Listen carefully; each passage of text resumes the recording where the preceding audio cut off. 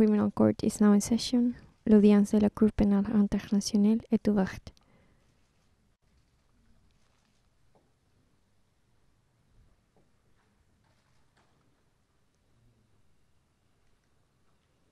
Please visit.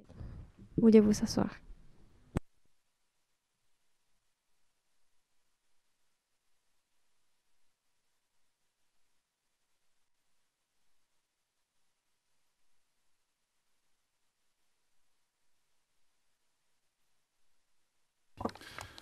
Afternoon, everyone. The court is in session. Bon après-midi à tous. La séance est ouverte. Est-ce que le greffier d'audience pourrait appeler l'affaire, s'il vous plaît? Le greffier d'audience, bonjour. Situation en République démocratique du Congo, l'affaire le procureur contre Germain Katanga, référence de l'affaire ICC 01040107. Merci, je suis Howard Morrison et je suis le juge président l'appel dans l'affaire le procureur contre Germain Katanga. Appel interjeté contre l'ordonnance en réparation délivrée par la Chambre de première instance 2 en application de l'article 75 du statut le 24 mars 2017. Je rendrai cet arrêt au nom de la Chambre d'appel. Les autres juges de la Chambre d'appel pour ce cas qui sont avec moi aujourd'hui sont la juge Sylvia Fernandez de Jourmandi, le juge Sanji Monageng, le juge Christine van den Wingert et le juge Piotr Hofmanski. Je suis accompagnée également aujourd'hui par les juristes de la division des appels, monsieur Volker Nerlich, madame Barbara Roche, monsieur Anthony Abato, madame Chitrangada Singh et madame Annabelle Gary. Par son deuxième moyen d'appel, M. Katanga conteste la présomption relative au préjudice psychologique résultant de la perte de membres éloignés de la famille auquel a eu recours la Chambre de première instance lorsqu'elle détermine qu'il y avait 284 cas de préjudice psychologique. La Chambre d'appel conclut que la définition des victimes qui ont droit aux réparations au titre de l'article 75 du statut, qu'elles soient directes ou indirectes, ne se limite pas à une catégorie précise de personnes. La définition des victimes au titre de la règle 85 petit a du règlement de procédure et de preuve insiste sur le critère de l'existence d'un préjudice plutôt que sur le fait que la victime indirecte était un membre de la famille proche ou éloignée de la victime directe. La Chambre d'appel considère que le fondement essentiel qui sous-tend cette présomption de la Chambre de première instance n'est pas très solide. Cependant, la Chambre d'appel constate que, tel que cela a été établi dans le jugement relatif à la condamnation, au moment de l'attaque, le village de Bogoro était une petite communauté d'au moins 800 civils. Le témoignage des témoins lors du procès a permis à la Chambre de mesurer l'importance très spécifique des coutumes locales et le rôle des liens familiaux en Ituri. Dans la procédure en réparation dont est saisie la Chambre de première instance, la représentation légale des victimes et le Fonds au profit des victimes ont tous les deux préconisé une évaluation du préjudice psychologique qui tient compte des caractéristiques sociétales locales. La Chambre d'appel rappelle également que l'attaque elle-même fut particulièrement intense. Compte tenu du fait que la Chambre de première instance a eu l'avantage d'examiner les demandes de réparation qui énumèrent en détail dans de nombreux cas les relations entre les villageois, la Chambre d'appel conclut qu'il n'est pas déraisonnable que la Chambre de première instance présume qu'un préjudice psychologique existe pour les habitants de Bogoro suite à la perte des membres de leur famille, qu'il s'agisse de membres proches ou éloignés. En conséquence, et compte tenu des critères d'examen, la Chambre d'appel se range à l'avis de présomption de préjudice psychologique de la Chambre de première instance, à la fois pour les membres proches et éloignés des familles des victimes décédées lors de l'attaque. La Chambre d'appel rejette le deuxième moyen d'appel de M. Katanga. Moyen d'appel numéro 3. Par son troisième moyen d'appel, M. Katanga allègue que la Chambre de première instance a commis une erreur en statuant ultra petita et en dépassant les demandes des demandeurs, et ce à 3 reprises au moins. Compte tenu du cadre de la Cour, la Chambre d'appel considère que ce principe ne s'applique pas aux procédures de réparation dont est saisie la Cour et de ce fait rejette le troisième moyen d'appel de M. Katanga. Moyen d'appel numéro 4. Par son quatrième moyen d'appel, M. Katanga fait valoir que l'octroi de 1 million de dollars américains qu'il lui est demandé est excessif à la lumière de sa situation, de ses responsabilités et de sa culpabilité. Il soutient que la Chambre de première instance a pondéré indûment sa participation au crime par rapport à d'autres, qu'elle n'a pas su considérer dans sa totalité le mode de responsabilité pertinent et qu'elle a considéré indûment ou n'a pas su considérer d'autres conclusions dans la décision relative à la peine et la décision relative à la diminution de la peine. La Chambre d'appel rappelle le principe énoncé dans l'arrêt relatif aux réparations dans Lubanga au sujet de la portée de la responsabilité d'une personne condamnée aux fins des réparations.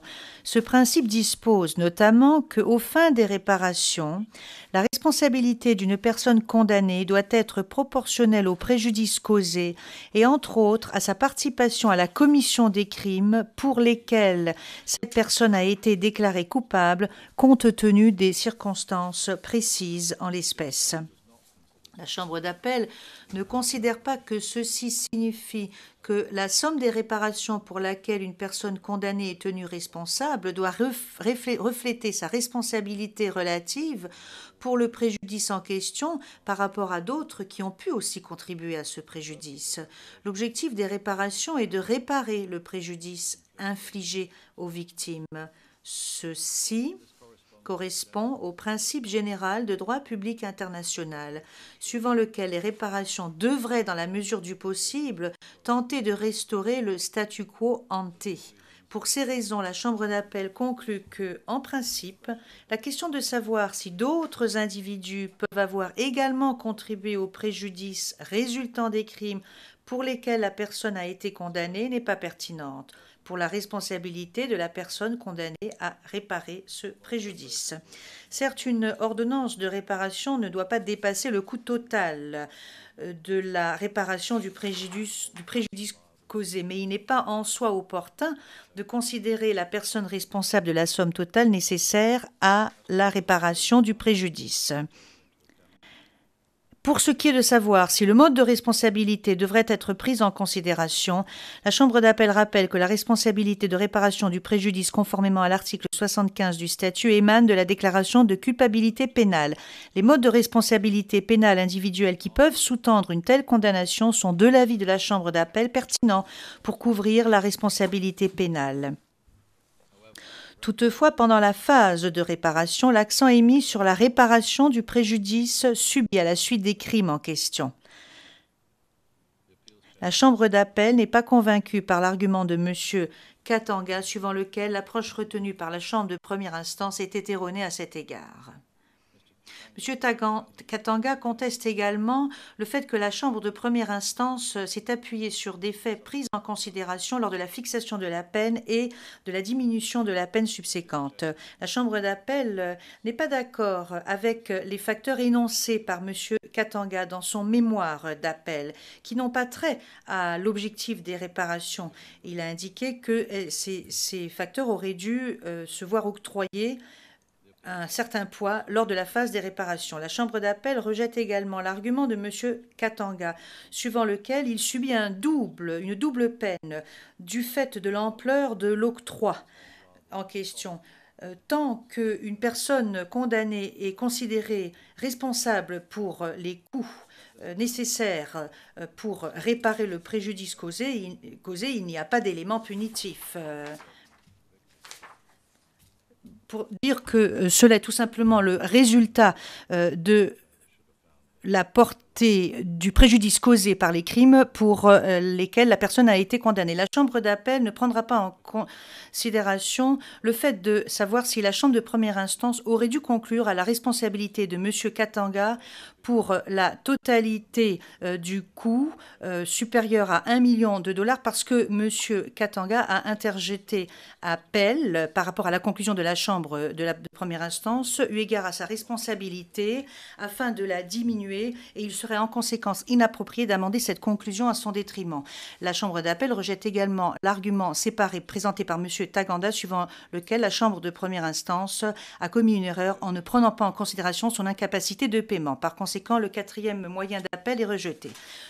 J'en viens maintenant à l'appel du BCPV. Le BCPV a soulevé un moyen d'appel au nom d'un groupe de victimes. J'y ferai référence comme les victimes concernées. Les victimes concernées étaient représentées par un représentant légal qui s'est retiré lors de la procédure et auquel je ferai référence en parlant de l'ancien représentant légal des victimes. Le BCPV allègue que la Chambre de première instance a fait une erreur de procédure en ne nommant pas un nouvel avocat pour les victimes immédiatement après avoir autorisé l'ancien représentant légal des victimes à mettre fin à son mandat eu égard aux victimes concernées. Le BCPV fait valoir que les victimes doivent toujours être représentées pendant la procédure jusqu'à la fin de la phase de réparation.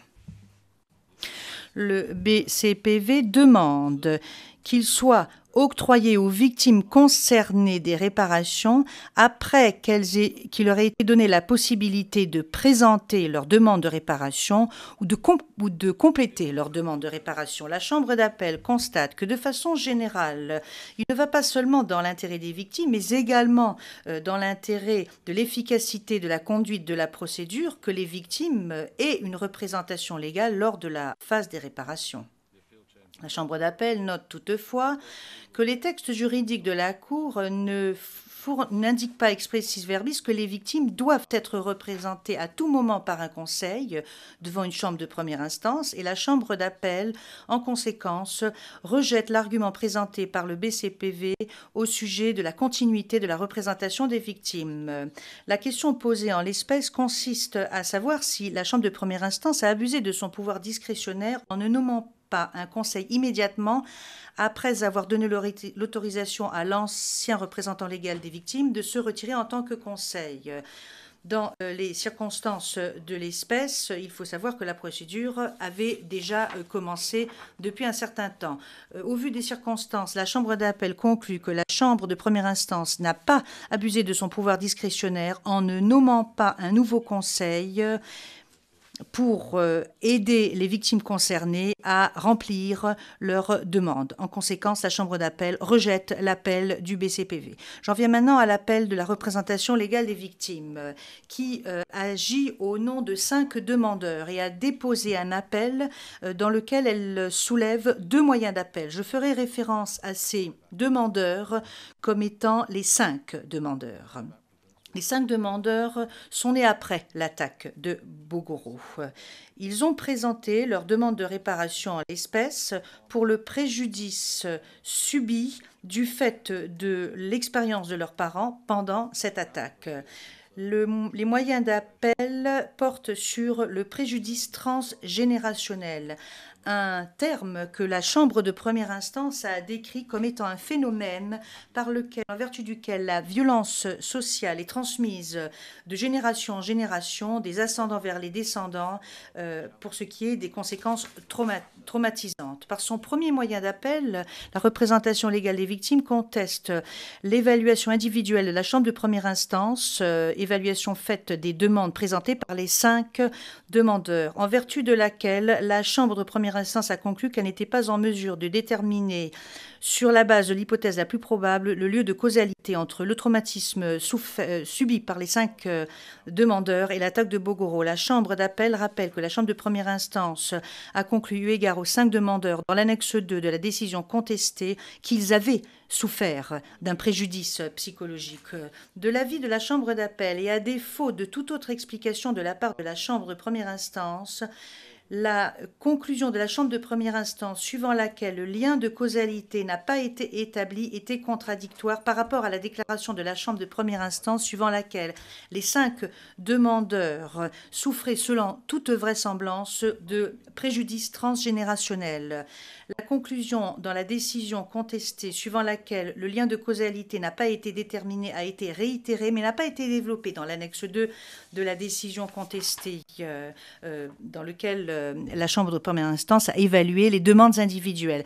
Cette conclusion ne peut absolument pas être réconciliée avec la conclusion adoptée par la Chambre de première instance suivant laquelle tous les 5 demandeurs ont subi un préjudice psychologique et qu'il était, selon toute vraisemblance, le préjudice était un préjudice transgénérationnel.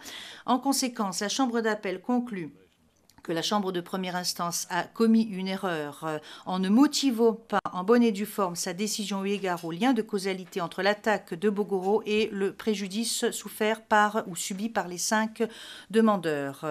La Chambre d'appel est donc dans l'impossibilité d'évaluer le caractère raisonnable de la conclusion de la Chambre de première instance suivant lequel le lien de causalité n'a pas été établi sur la base de l'hypothèse la plus probable. Au vu des circonstances de l'espèce et compte tenu du fait que le nombre de demandes alléguant un préjudice transgénérationnel est peu important, la Chambre d'appel considère qu'il est approprié que ces demandes soient évaluées à nouveau. En conséquence, la Chambre d'appel considère qu'il est approprié d'infirmer les conclusions de la Chambre de première instance eu égard aux 5 demandeurs et de renvoyer la question à la Chambre de première instance qui a une connaissance détaillée de la situation pour que cette Chambre de première instance réévalue la question du lien de causalité entre les crimes pour lesquels M. Katanga a été condamné et le préjudice psychologique et afin de savoir si les 5 demandeurs devront se voir octroyer une réparation. La Chambre d'appel rejette le deuxième moyen d'appel de la représentation légale des victimes pour des raisons énoncées dans l'arrêt. Pour les raisons mentionnées ci-dessus, la Chambre d'appel a décidé de ce qui suit. Premièrement, l'ordonnance de réparation est annulée dans la mesure où elle a rejeté les demandes de réparation des 5 demandeurs. La Chambre de première instance est enjointe d'effectuer une nouvelle évaluation de ces demandes en fournissant des raisons et des motifs suffisants pour ses conclusions. Le reste de l'ordonnance de réparation est confirmé. Et ceci met un terme à l'audience de la Chambre d'appel.